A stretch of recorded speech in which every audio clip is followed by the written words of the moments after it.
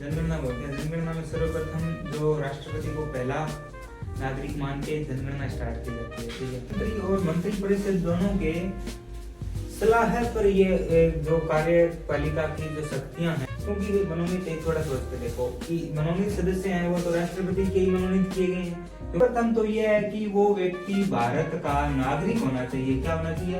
भारत का नागरिक। इसमें क्या होता है कि दोनों सभाएं सम्मिलित होके एक यह चुनाव की प्रक्रिया है। 30 दिन पहले चुनाव की प्रक्रिया वो चालू कर दी जाएगी इनके अगले चुनाव के लिए। नमस्कार साथियों, जय हिंद, जय भारत, सबको गुड मॉर्निंग। कैसे हो सभी? तो आज हम देखेंगे राष्ट्रपति। पीछे हमने राज्यपाल पढ़ा था, उसमें कुछ टॉपिक थे जो जुड़ते होते हैं इसमें राष्ट्रपति में। हम देखेंगे राष्ट्रपति, प्रेसिडेंट, भारत का एक नागरिक होता है, सबसे बड़ा नागरिक होता है, सर्वोच्चतम पद होता है भारत का हमारे, इसको हम कहते हैं राष्ट्रपति, ठीक है। राष्ट्रपति है जो हमारे भारतीय संविधान में आर्टिकल अनुच्छेद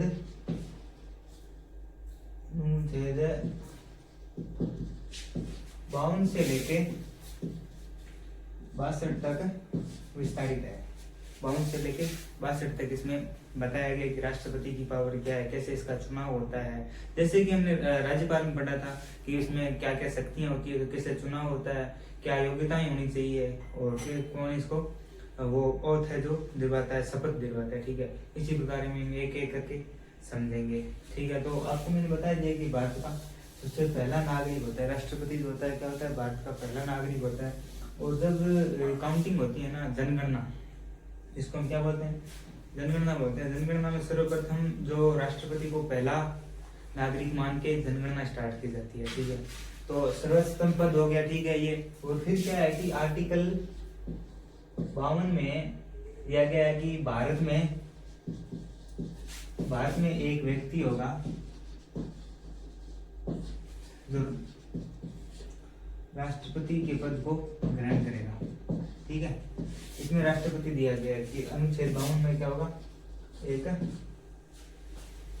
एक व्यक्ति होगा जो राष्ट्रपति के सभी जो इनकी योग्यताएं हैं और इनकी शपथ के बाद में जो ये पद ग्रहण करेगा वो राष्ट्रपति होगा, ठीक है।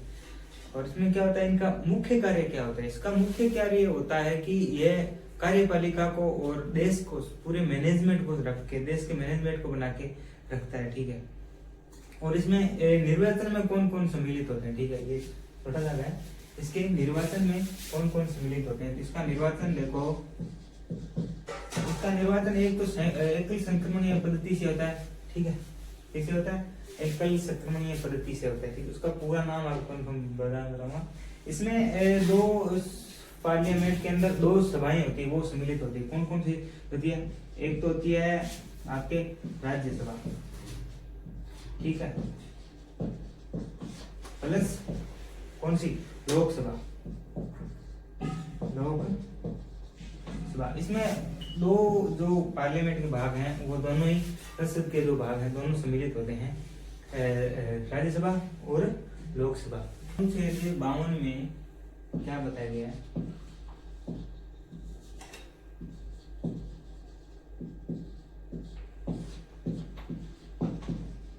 ठीक है, अनुच्छेद 52 में देखेंगे कि अनुच्छेद 52 में क्या है।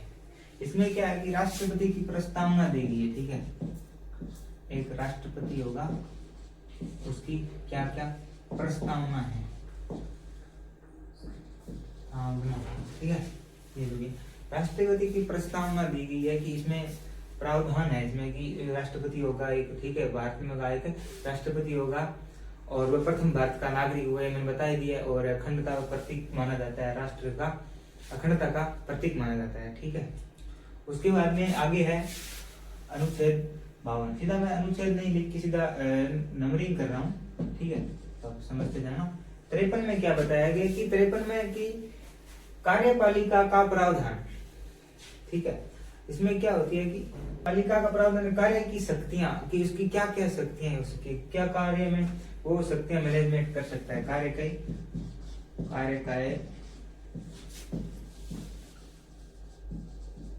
ठीक है। कार्यकारी शक्तियां इनके जो प्रावधान आर्टिकल 52 में दिए गए हैं। जैसे कि अब देखिए कि देखो राष्ट्रपति है कि कार्यकारी जितनी भी भारत में कार्यकारी शक्तियां हैं, जितने भी अलग अलग डिपार्टमेंट है, विभाग हैं, उनमें जो कौन सा कार्य कैसा होगा, किस निधान से होगा, किस प्रावधान से होगा, उसमें क्या रूल लाने होंगे, क्या नहीं लाने होंगे, उन सभी का प्रावधान कौन करता है? राष्ट्रपति करता है। ये अनुच्छेद 52 भारतीय संविधान में अनुच्छेद 53 में दिया गया है। ठीक है। और इसमें और क्या होता है? और दूसरा होता है कि राष्ट्रपति की इन शक्तियों का प्रधानमंत्री एवं मंत्री सलाह का उपयोग करते हैं। ठीक है। इनकी जो ये कार्यकारी शक्तियां हैं, इनकी कार्यपालिका में जो शक्तियां हैं, कार्यकारी शक्तियां हैं, ये दो व्यक्तियों के ऑर्डर से चलती है, मतलब उनके कुल मिला के सलाह पर चलती है। ठीक है। उनके सलाह पर कौन कौन से दो व्यक्ति होते हैं? एक होता है मंत्री परिषद। क्या होता है? एक होता है मंत्री परिषद। ठीक है। और दूसरा होता है प्रधानमंत्री। दूसरा कौन होता है? प्रधानमंत्री। प्रधानमंत्री और मंत्री परिषद दोनों के सलाह पर ये जो कार्यपालिका की जो शक्तियां हैं, कार्यकारी की शक्तियां हैं, उनका ये यूज लेते हैं, उनकी उपयोग लेते हैं, उनकी सलाह पर। ये दिया गया आर्टिकल 53 में। ठीक है। आगे हम देखते हैं आर्टिकल 54। आर्टिकल 54 क्या देखते हैं? आर्टिकल 54 में क्या दिया गया है कि राष्ट्रपति का जो चुनाव है, राष्ट्रपति का जो चुनाव है वो कैसे होगा? 54 में क्या दिया गया? चुनाव।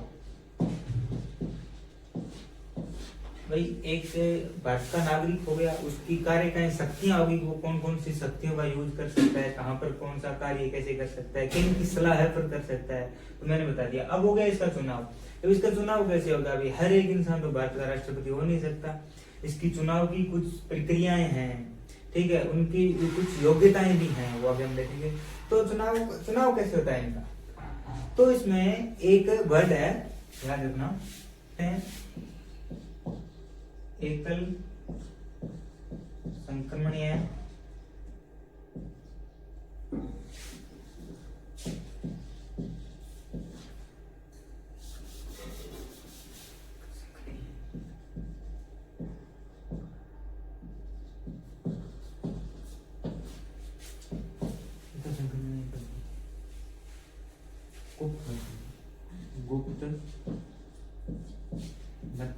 गुप्त मत पद्धति। इसे बोला गया कि एकल संक्रमणीय गुप्त मत पद्धति जो होती है, ये प्रणाली होती है, जिसमें क्या होता है कि ये गुप्त चुनाव होता है। ठीक है। बताया होता है, नहीं जाता है किसी को। इसमें जो हमारे पार्लियामेंट की सभाएं हैं, 2 सम्मिलित होती है, राज्यसभा, लोकसभा, और उनमें आपको बताएंगे आगे भी कि उनमें सिर्फ ही निर्वाचन सदस्य भाग ना लेकर उसमें जो चुनावी सदस्य हैं वही सिर्फ भाग लेते हैं। ठीक है। तो ये हो गया आर्टिकल 54 में जिनका चुनाव होता है वो एकल संक्रमणीय गुप्त मत पद्धति के द्वारा होता है, और इसमें निर्वाचन मंडल द्वारा ये कलेक्ट होता है। कौन सा इसमें कौन सा मंडल होता है? निर्वाचन मंडल।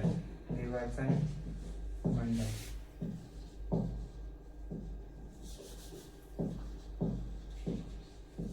निर्वाचन मंडल में होता है, निर्वाचन मंडल का जो होता है इसमें इंग्लिश में बोलते हैं इसे इलेक्टोरल कॉलेज। ठीक है। इसमें होता है, इसमें राज्यसभा और लोकसभा दोनों भाग लेती है, और इसमें मनोनीत सदस्य भाग नहीं लेते हैं। ठीक है। और 2 सभाएं भाग लेती है, मैंने आपको बताया भी, लोकसभा व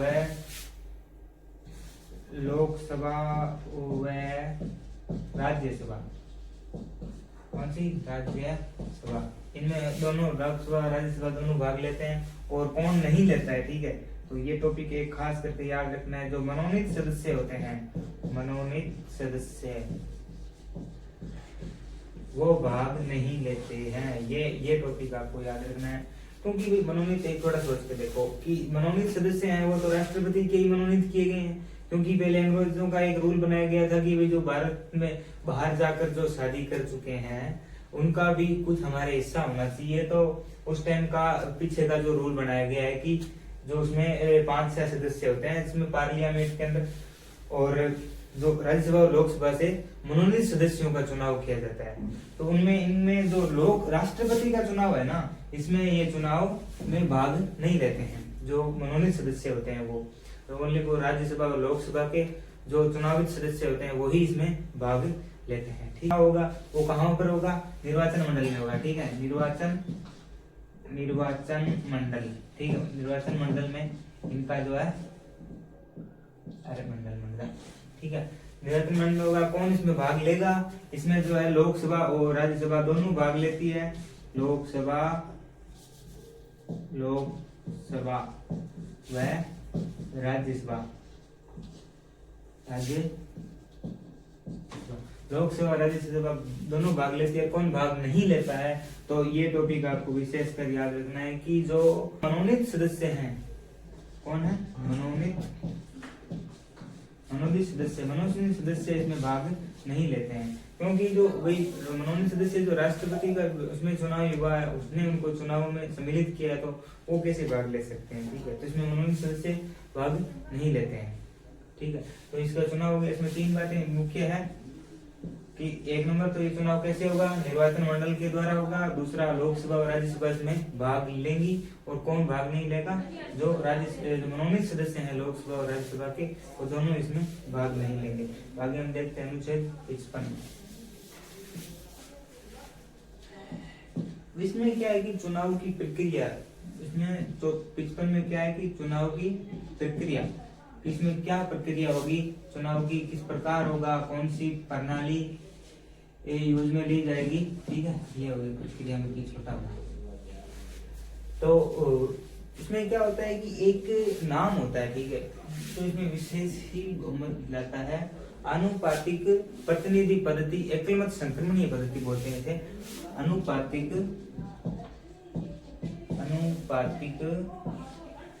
क्या बोलते हैं इसे, अनुपातिक प्रतिनिधि एकल संक्रमणीय पद्धति,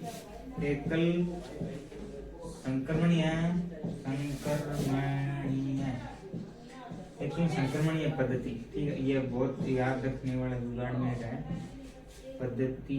ठीक है, तो ये क्या है कि इसमें एकल संक्रमणीय पद्धति द्वारा जो चुनाव होता है। ठीक है, इसमें एकल वोट होता है, सिंगल ट्रांजेक्शन वोट बोलते हैं उसे। और ये एकल संक्रमण पद्धति द्वारा उसके वोट पड़ते हैं, उसके बाद में इसकी गणना होती है। और ये विशेष गणना वाली पद्धति है जो राष्ट्रपति के चुनाव में यूज ली जाती है। ठीक है, तो ये इसकी चुनाव की प्रक्रिया होगी। और हम आगे देखते हैं अनुच्छेद 56। ठीक है, अनुच्छेद 56 कार्यकाल। अब राष्ट्रपति का कार्यकाल क्या होगा। ठीक है, क्या राष्ट्रपति का कार्यकाल, और इसको सभी को पता है कि राष्ट्रपति का जो कार्यकाल होता है वो 5 वर्ष का होता है। हर इसका कार्यकाल कितना होता है, 5 वर्ष का होता है। एक राष्ट्रपति जब उसको मनोनीत करके उसको जो स्थगित कर दिया जाता है, अपने वो ओथ ले लेगा, शपथ ले लेगा, उसके बाद में 5 वर्ष का इसका कार्यकाल होता है। उसके बाद में एक और बात कि वही राष्ट्रपति दोबारा चुनाव लड़ सकता है। वो कोई इशू नहीं है कि वो व्यक्ति नहीं आ सकता या कुछ और वगैरह वगैरह, तो वो उस चुनाव में भाग ले सकता है, चुनाव लड़ सकता है। तो ठीक है, तो 5 वर्ष का होता है। और इसके वो बीच में भी जा सकता है। ठीक है, उसको बाद मैं बता दूंगा, फिर भी बता देते हैं कि जब राष्ट्रपति है उसको वही लगा कि मुझे नहीं करना है, इस पद पर नहीं रहना है, तो वो अपना जो त्याग पत्र ले जाके न्यायाधीश को दे देगा, मुख्य न्यायाधीश को, और बोल देगा 14 दिन पहले उसको स्थगित करना पड़ेगा कि मैं जो मेरी जो पद है ये छोड़ रहा हूं। या फिर 1/3 चुनाव करके राज्यसभा लोकसभा इसे हटा सकती है। ठीक है, महाभियोग लाके अगर कुछ गड़बड़ कर रहा है तो इसमें हटाने का लगभग चांस नहीं होता है, पर फिर भी अगर इंडियन कॉन्स्टिट्यूशन के अनुसार नहीं चल रहा है, वो अगर कुछ गलत कर रहा है तो उसको हटाया भी जा सकता है। पर 1/3 चुनाव किया जाता है उसमें, और जब 1/3 जब हो जाते हैं सदस्य तो उसको हटाया जा सकता है महाभियोग लाकर। तो ऐसा कुछ 5 वर्ष का कार्यकाल हो गया। ठीक है, और उसके बाद में वो इस्तीफा भी दे सकते हैं, दोबारा चुनाव लड़ सकते हैं, और उनका पद रिक्त पर नया चुनाव होता है। और इसका क्या होता है कि जब ये स्थगित ये अपना दे देगा ना, इस्तीफा दे देगा। ठीक है, अब उसने रिटायर्ड नहीं, उसमें इस्तीफा दे दिया कि मुझे नहीं करनी है, तो इसका जो पद है वो खाली नहीं रहेगा। हाथों हाथ चुनाव होगा, मतलब 2-3 महीने में चुनाव होगा जल्दी से जल्दी, और उसमें दूसरे राष्ट्रपति को मनोनीत मतलब चुनाव किया जाएगा और लाया जाएगा। ठीक है, तो आगे देखते हैं। फिर आगे क्या होती है तो पुनः नियुक्ति। इसकी क्या होती है पुनः नियुक्ति।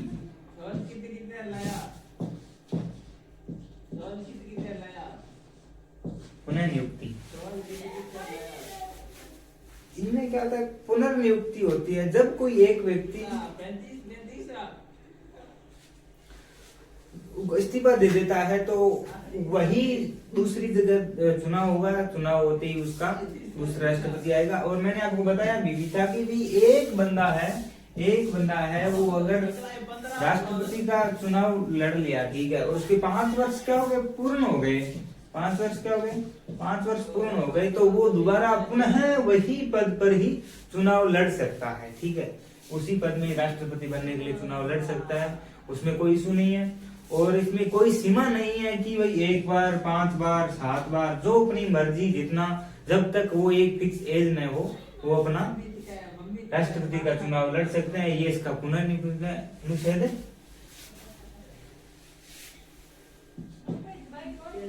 अनुच्छेद 57 पुनः नियुक्ति। इनमें क्या होता है कि एक राष्ट्रपति एक बार नहीं बल्कि कई बार चुनाव लड़ सकता है, कोई इशू नहीं है उसमें। अगर दोबारा चुनाव हो रहा है तो वही व्यक्ति चुनाव के लिए खड़ा हो सकता है, चुनाव लड़ सकता है। उसकी कुछ योग्यताएं हैं, योग्यताएं रखने वाला होना चाहिए और उनका चुनाव लड़ सकते हैं। यही आर्टिकल 57 में दिया गया है कि उसमें कोई भी सीमा नहीं है कि वो कितनी बार ही चुनाव लड़ सकता है। ठीक है, ये हो गया अनुच्छेद 57। आगे हम देखते हैं 58।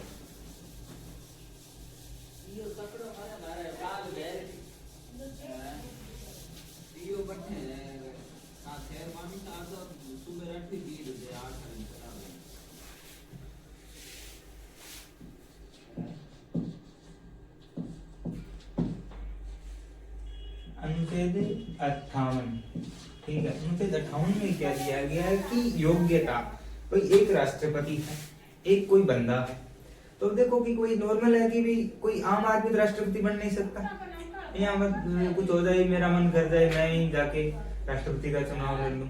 अगर आप किसी का हो जाए कि हम तो जानते हैं सब कुछ, इंडियन कॉन्स्टिट्यूशन पढ़ा हुआ है और जाके बन जाते हैं राष्ट्रपति, ऐसा कुछ नहीं होता है। उसके लिए कुछ योग्यताएं चाहिए आपको, वो योग्यताएं आप में होनी चाहिए, तभी आप चुनाव लड़ सकते हैं। तो ठीक है, इसमें क्या क्या योग्यताएं चाहिए, क्वालिफिकेशन, योग्यताएं, ठीक है, क्या क्या इसमें योग्यता चाहिए, ठीक है।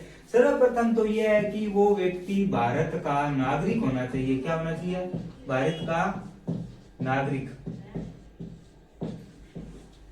भाई ये तो छोटी सी बात है कि देखो कोई राष्ट्रपति भारत का बन रहा है तो उसे राष्ट्रपति का भारत का निवासी होना जरूरी है। तो वो क्या होना चाहिए, भारत का नागरिक होना चाहिए, मतलब निवासी भारत का ही होना चाहिए। ठीक है, भारत का निवासी होना चाहिए। ठीक है, और उसके बाद में वो एक सीमित एज रखता हो, कितनी, 35 वर्ष, उसकी आयु जो है 35 वर्ष होनी चाहिए। किसी हाल में वो 35 वर्ष का व्यक्ति होना चाहिए। ठीक है, ये दूसरी योग्यताएं हैं।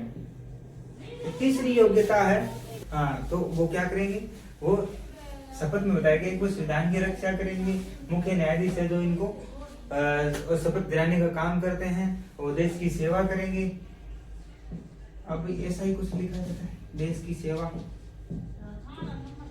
ठीक है, देश की सेवा करेंगे, राष्ट्र संविधान की रक्षा करेंगे और दायित्व अपना ईमानदारी और अच्छी तरीके से निभाएंगे, अपने कर्तव्य पर कार्य करेंगे। ऐसा कुछ अनुच्छेद 60 में शपथ में दिया गया राष्ट्रपति का। ठीक है, अब देखते हैं अनुच्छेद 61। ठीक है, अनुच्छेद 61 में क्या दिया गया कि महाभियोग। ठीक है, अब इनको जो हटाया जाता है ना, वो एक प्रक्रिया होती है, उसे बोलते हैं महाभियोग।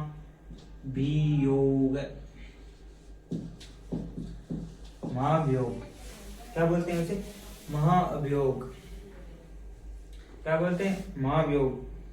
इम्पीचमेंट क्या बोलते हैं, इम्पीच।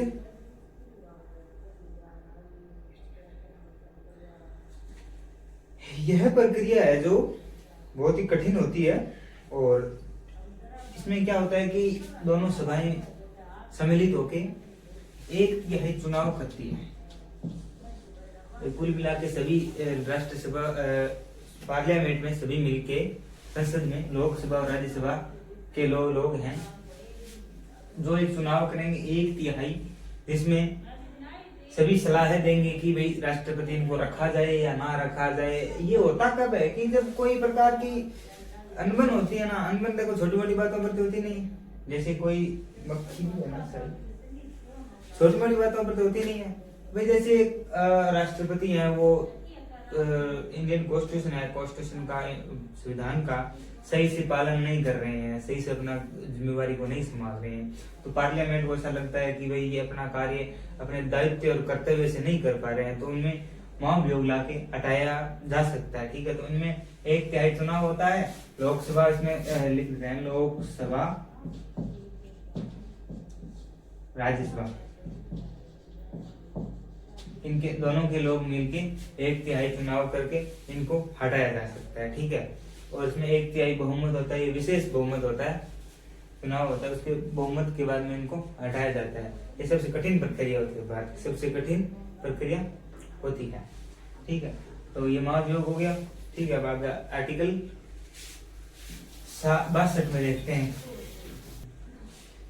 आर्टिकल 62 में कहता है रिक्त स्थान की पूर्ति, रिक्त पद की पूर्ति। अब देखो भाई, रिक्त पद की पूर्ति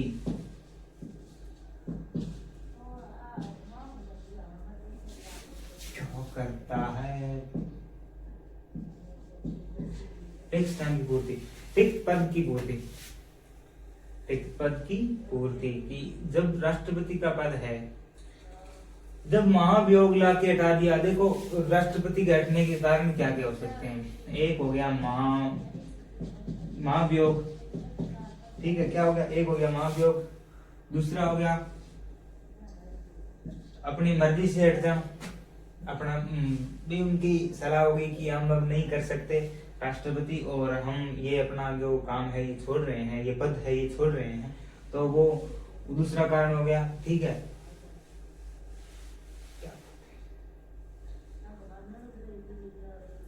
दूसरा कारण हो गया उन्होंने इस्तीफा दे दिया। क्या कर दिया? इस्तीफा दे दिया। ठीक है, उन्होंने क्या है, इस्तीफा दे दिया, रिजाइन बोलते हैं उसे। ठीक है, और उसी कारण से हटाया जा सकता है। तो उसके पीछे रिक्त स्थान, रिक्त पद हो जाता है, वहां पर पद पर कोई नया राष्ट्रपति लाना होगा। तो इनमें क्या होता है कि इनका नियम होता है कि 6 मंथ के अंदर, 6 माह के अंदर चुनाव होगा। क्या होगा? 6 मंथ के अंदर चुनाव होगा राष्ट्रपति का, क्योंकि भाई राष्ट्रपति है, सारा काम इन्हीं की देख रेख में होता है।